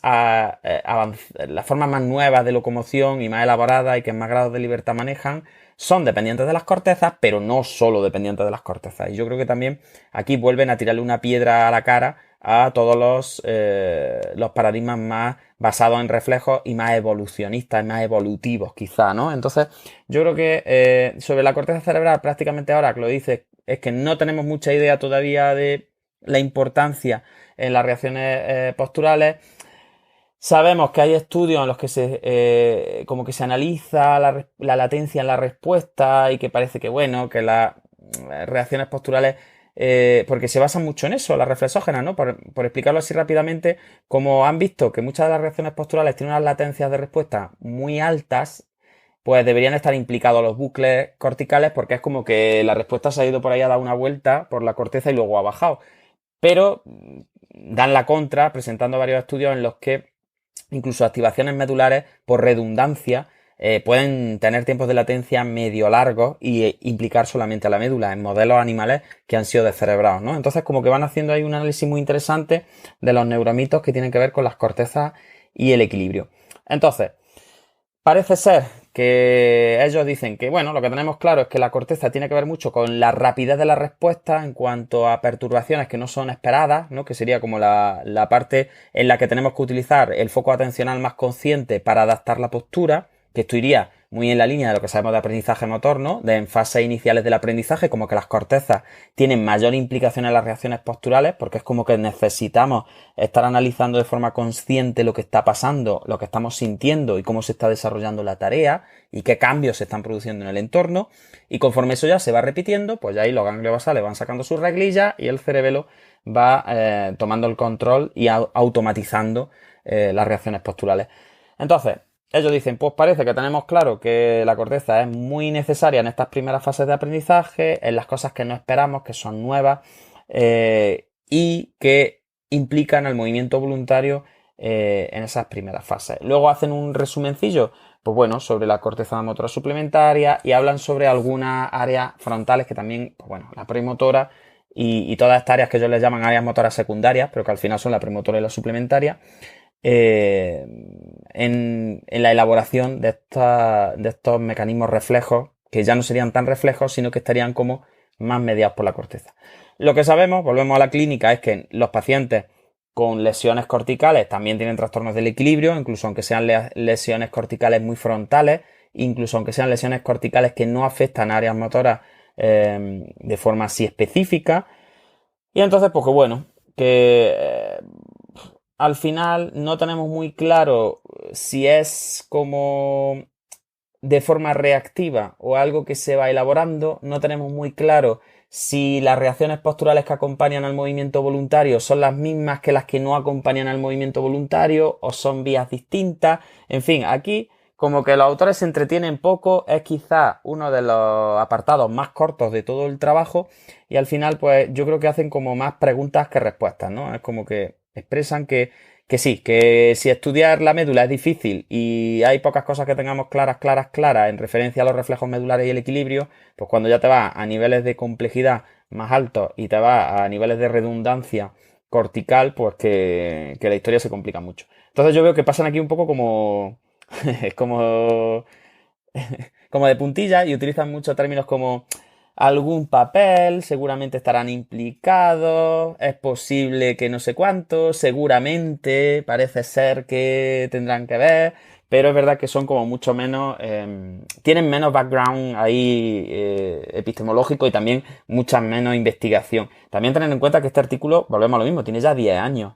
Entonces es verdad que en este momento en el que escribe Horak, pues muchas de las técnicas de neuroimagen funcional que tenemos ahora disponibles no estaban tan desarrolladas y hoy en día pues sí, por ejemplo nosotros en el máster pues explicamos incluso el papel que tienen ya no la premotora o la suplementaria, sino ciertas áreas dentro de la premotora en las reacciones posturales y de movimiento que implican a estímulos internos, externos, a iniciativas, etcétera.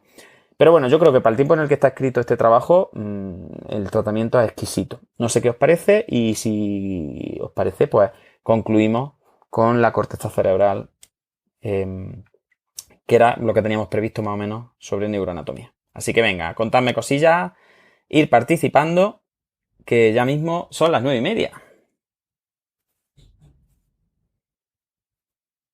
Bueno, Yolanda, venga, habla tú. Voy. No se quiere apuntar nadie, nada más que yo.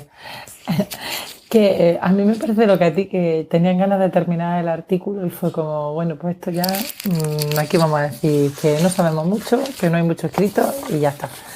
Y bueno, la realidad es que es así, que creo que de ahí lo que podemos sacar un poco más en claro es la importancia que tiene de cara a la anticipación.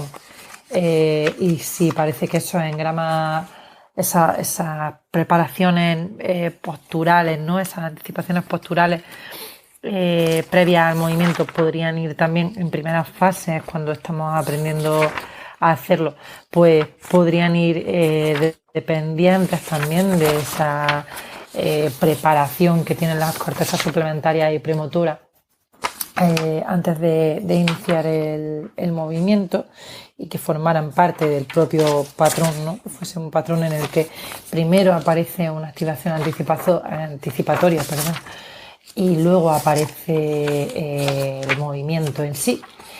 Y yo creo que podría ir por ahí, porque sí que cuando vemos en clínica personas que tienen daños en áreas premotoras, suplementarias y demás, sí que vemos cómo sale una especie de alteración del equilibrio, principalmente en la anticipación, y cómo lanzan el movimiento sin haber preparado antes la postura, ¿no? Si quieres analizarlo de esa forma, sin haberse estabilizado mucho antes de lanzar. Entonces como que no aparecen esas anticipaciones de las que hablábamos antes en cerebelo, pues tampoco aparecen en clínica de este tipo de, por ejemplo, de motora suplementaria. Y allí ellos hablan del bucle que creo que aporta mucho.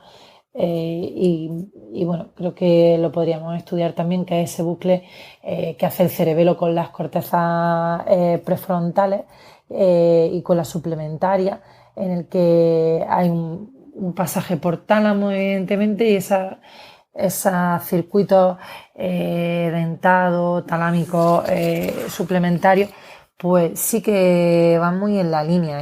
Y bueno, cuando vemos pacientes de este tipo, yo creo que también tenemos esa intuición, ¿no? De que parece que algo está fallando.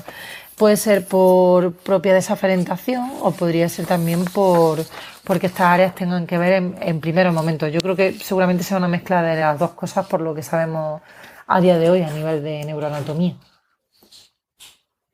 Pues estupendo. Si os parece, con esto vamos concluyendo el hora, que no hemos hecho nada. Es decir, ha sido 3 tardes, pero en realidad ha quedado mucho del trabajo de horas todavía por analizar.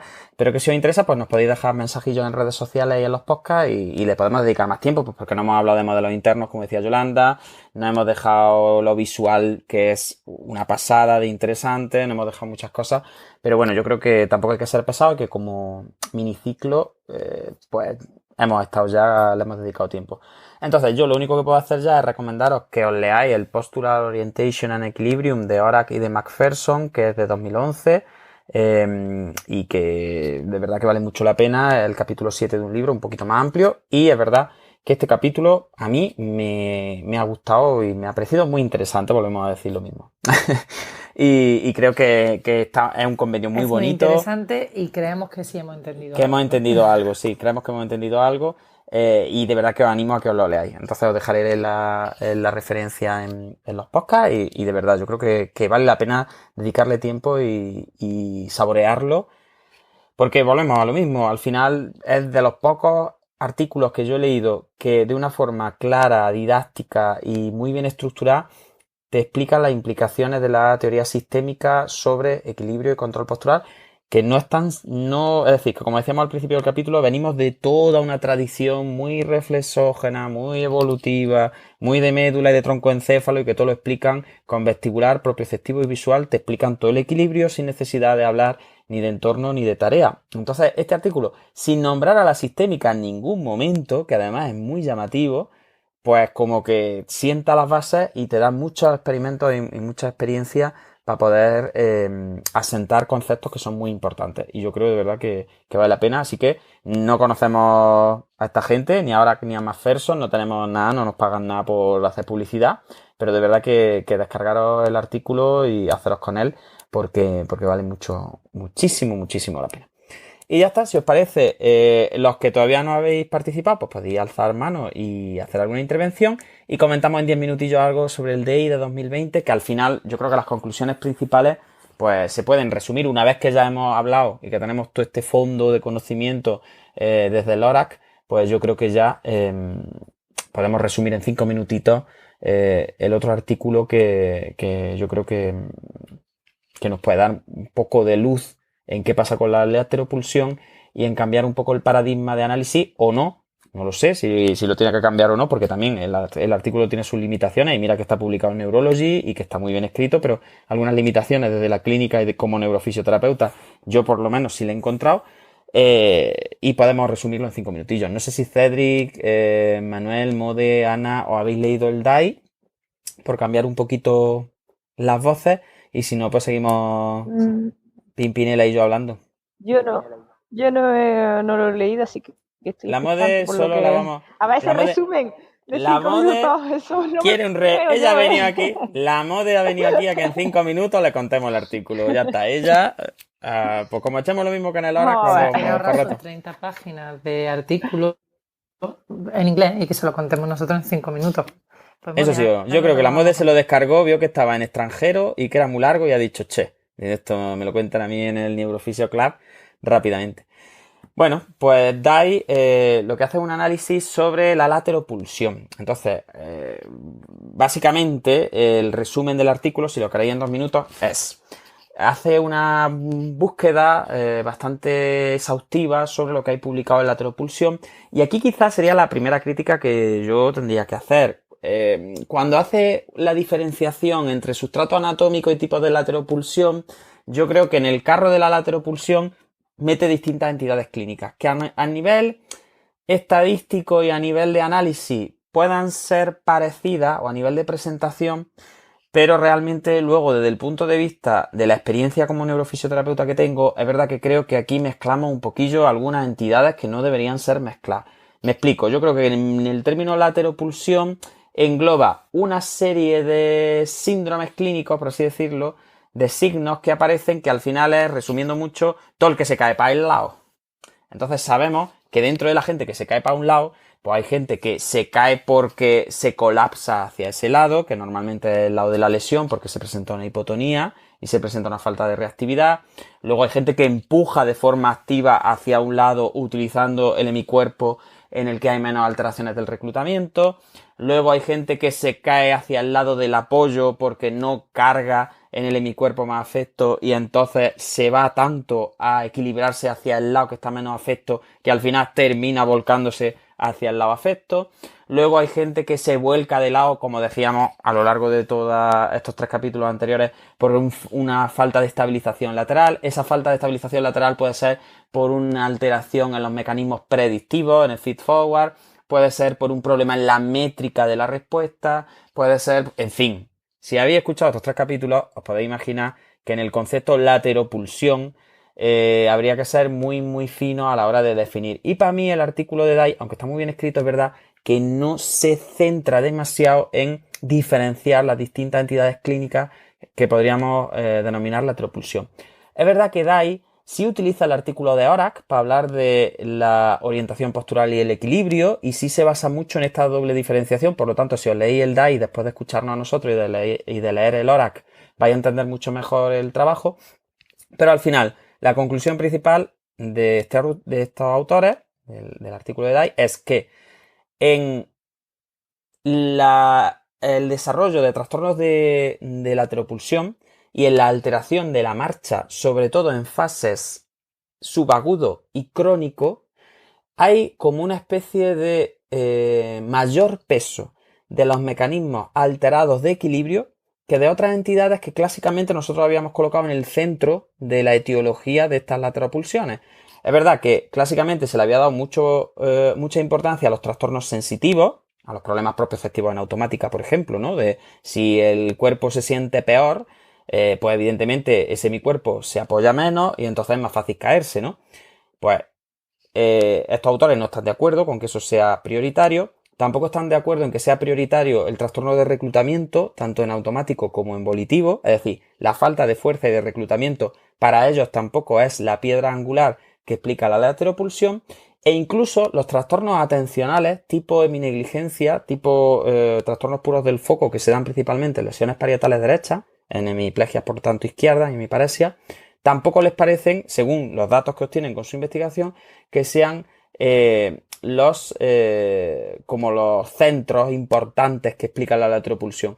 Y sin embargo, se van a analizar mecanismos de orientación postural y sobre todo de equilibrio y se dan cuenta que ahí sí hay una alteración importante y que posiblemente estos problemas de equilibrio sean mucho más explicativos y nos sirvan para hacer predicciones a largo plazo, mucho más que los trastornos sensitivos, motores y cognitivos, así en general y sobre todo el foco atencional, a la hora de explicar, por tanto, vuelvo a repetir, esta lateropulsión. Entonces esa sería como la conclusión del artículo. El artículo pretende cambiar un poco el paradigma, pretende cambiar nuestra forma de pensar y decir, no, Juan, mira, los trastornos sensitivos son importantes, los trastornos del reclutamiento son importantes, los trastornos del foco atencional son importantes, pero son los problemas en postura y en equilibrio los que más alteran la capacidad del paciente para deambular de forma autónoma, sobre todo en fases más como subagudo y crónico. Así que este sería mi resumen en 2 minutos, aportar lo que creáis conveniente y vamos concluyendo en 3-4 minutitos. Así que no sé, Yolanda, Mode ha dicho que no se lo ha leído, pero Manuel, Cedric, Ana o alguien de los que estáis abajo, si queréis aportar algo sobre el artículo de DAI. A mí me gustaría añadir a eso, Juan, que a mí me ha llamado mucho la atención cómo hablan tan bien, igual que en ORAC, de modelos internos de verticalidad y cómo los sitúan lateralizados dentro de los hemisferios cerebrales, lateralizados en este caso más en el hemisferio derecho que en el izquierdo, hablando de cómo el pronóstico de pacientes que tienen ictus en el hemisferio derecho, por tanto en mi parecer a izquierda en cuanto a la capacidad de mantener la verticalidad y no hacer lateropulsión es bastante peor y por tanto es bastante peor también el pronóstico de cara a una recuperación funcional de la capacidad de estar de pie y de caminar. Y sin embargo, como personas que tienen un ictus en el hemisferio izquierdo, por tanto en mi parecer derecha, no hay tanto este tipo de problema de lateropulsión. Si lo hay, son en agudo y en crónico ya no lo encuentran. De hecho, me resultaba muy llamativo como luego no podían analizar apenas datos un poco a medio plazo, que creo que eran 30-60 días lo que hacían, porque ya prácticamente todas las personas que habían tenido una lesión en el hemisferio izquierdo ya no presentaban lateropulsión. Y me gusta también... Dime. Sí, de hecho yo creo que es de lo que más me he quedado con el artículo del trabajo en general y que creo que es más aplicable a la clínica y que más me ha llamado la atención es ese gradiente temporal que establecen entre el porcentaje o la proporción de lateropulsión entre ictus izquierdos y derechos, como tú decías, y cómo eso iba aumentando en función del tiempo. Y tú te encontrabas que a los pocos días solo era 1,3 más o por 1,3 el gradiente más de ictus derechos que izquierdos, hablamos todo el rato de la localización lesional, sin embargo al mes ya era como 3 veces más en ictus derechos y como ya en su agudo ya se multiplicaba por 12 o 13, como que ya hacía una progresión ahí logarítmica casi. Entonces es verdad que me llama mucho la atención eso, que localizan la función en el hemisferio derecho y la hipótesis que plantean que es como una especie, sin nombrar a la diasquisis, pero sí es como que lo dejan entrever, ¿no? Como que el tiempo tiene mucha importancia a la hora de generar disfunción del equilibrio y la marcha cuando hay lesiones parietales derechas principalmente, o lesiones derechas en general, ¿no? Tampoco entran en mucho detalle. Creo yo que ese sería quizá lo que más me ha gustado del trabajo, ese estudio de a largo plazo diferenciar los gradientes entre unos tipos de lesiones y otras. Porque es verdad que en clínica sí es cierto que ahora que lo he pensado en mi experiencia personal, las lesiones hemisféricas derechas siempre han tenido como un toque más complejo a la hora de evolucionar. Aunque es verdad que tampoco me quito de en medio a los hemisféricos izquierdos y su aprasia y sus trastornos de este corte práxico de la marcha, que también se ven mucho, pero es verdad que los hemisféricos derechos en crónico siempre han tenido muchos más problemas, pues eso, de empuje y de caídas más peligrosas durante la marcha, ¿no? Entonces me ha parecido eso lo más interesante, es lo único que quería aportar ya sobre este artículo. Sí, son como fenotipos distintos de trastornos de la marcha, si quisiéramos describirlo así, que quizás sería también guay poder hacer un día hay una descripción de cómo se comporta la marcha dependiendo de la zona en la que asienta la lesión, porque al final es algo que no se suele hacer. Y bueno, lo último que me gustaría comentar del artículo es que creo que también esa definición que hacen al final del pronóstico favorable de cara a recuperar la marcha, pues ahora que estamos ahí un poco en el mundo de que todo el mundo pide los pronósticos y demás, pues creo que puede dar como algunas ideas. Y hablan de que el tener capacidad de mantener el equilibrio durante ya las primeras semanas después del ictus, pues ya es un buen indicador de la capacidad que van a tener de recuperar luego la marcha. La severidad de la lateropulsión, ¿no? O la presencia de ella, evidentemente cuando no hay, parece que la recuperación va a ser bastante más favorable. Y luego hablan de una escala que yo no conozco, que es la escala contraversiva de empuje, la SCP, y habla de puntuaciones en esta escala y cómo con esas puntuaciones pues también podemos ver un poco cuáles serían las posibilidades de la persona, y te dan un dato que es que si al principio menor a 3,5, pues las probabilidades de que libere marcha después, a unos 60 días o así, va a ser bastante mayor. Sí, yo en esa línea, pues una recomendación que es la BLS, la escala de Burke, que es la que utilizan también para medir la lateropulsión en el artículo de ahí, y que bueno, la tradujeron Martín Nieto en 2019, está publicada en la revista de Neurología, y bueno, la podéis ver en internet, yo la tengo en Twitter también en mi hilo colgado, y también me resultó interesante por eso, porque es una escala como muy fácil para intentar objetivar un poquito la lateropulsión.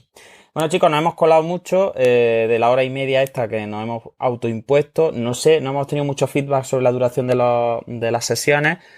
Conforme me imagino que vaya oyéndolo más gente en podcast y también participando en los directos, pues me imagino que nos iréis diciendo más, hoy pues se nos hace largo, se nos hace corto, o venga. El caso es que como no pagamos por el hosting de los podcasts, tenemos como mucho 2 horas por episodio, así que no nos podemos entretener mucho, y me gustaría agradeceros sobre todo a Yolanda, que ha sido mi pimpinela, mi dúo a lo largo de estos 3 capítulos sobre equilibrio, pero también al resto de la gente que había aportado y que había estado aquí con nosotros los directos acompañándonos. Y ya está, si queréis pues abrimos un poquito los micros para que quien quiera intervenga, aunque sea 30 segundos, dándonos las buenas noches o contando un poquillo algo. Y yo por mi parte pues creo que solo agradeceros, que me ha resultado, vuelvo a repetir, muy enriquecedor la lectura tanto del DAI como sobre todo del ORAC, y que espero que este formato así de análisis de artículos os haya gustado y poder repetirlo muchas veces con vosotros, porque al final también es una excusa para leerme artículos y para preparármelo y compartirlo pues con todos ustedes, como dirían por aquí abajo. Así que abrimos micros si queréis un poquito y nos vamos despidiendo. Hasta la semana que viene que tendremos el capítulo 7. No sabemos todavía de qué va a ser, pero lo pensaremos a lo largo de la semana. Yo daros las gracias por el pedazo de resumen que habéis hecho, que ha estado, me ha encantado. Yo creo que es una hora y media muy bien aprovechada, y habrá que escucharla de nuevo para intentar asentar todos los conceptos de los que habéis hablado. Muchas gracias. Buenas noches.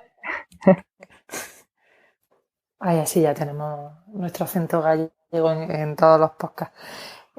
Juan, pues yo encantada de haber estado aquí debatiendo contigo de artículo y de clínica, que últimamente teníamos poco tiempo para hacerlo, y mira, al final, aunque sea con los podcasts, hemos tenido otra vez oportunidad.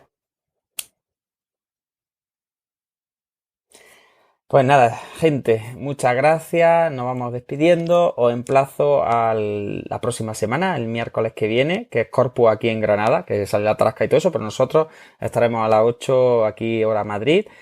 Como ya está Clubhouse disponible en Android, pues podéis hacer difusión a todos vuestros conocidos. Tenemos todavía 90 y tantas invitaciones para el club, y para que la gente pueda participar en los directos. Así que espero de verdad vuestros comentarios, vuestras críticas constructivas o destructivas, me da igual, porque al final pues, de todo se aprende.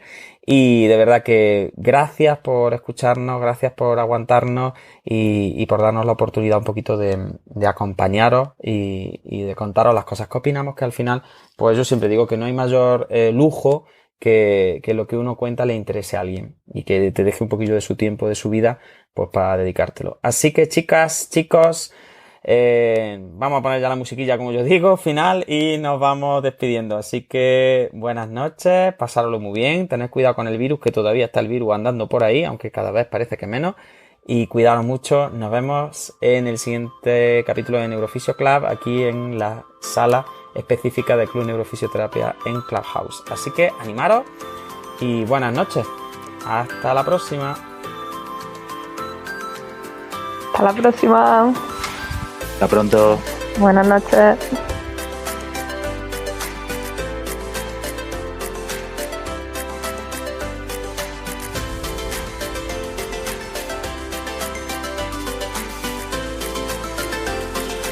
Neuroconciencia, do caos á sinerxia.